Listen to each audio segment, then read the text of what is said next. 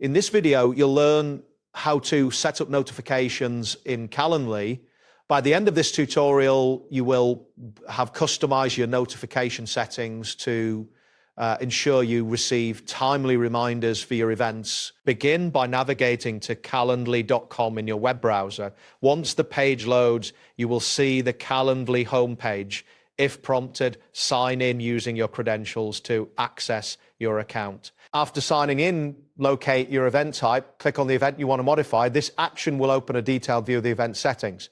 Look for the More Options button, usually found towards the bottom of the event details section, and click on it. Once you click More Options, a drop-down menu will appear. From this menu, select Notifications and Workflows. This section allows you to manage how you receive notifications for your event. You should see several options appear on the screen related to notifications. Next, click on Basic Notifications.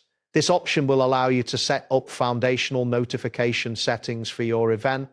You should see options such as calendar invitations and reminders displayed on your screen. After that, proceed to set up the calendar invitation feature.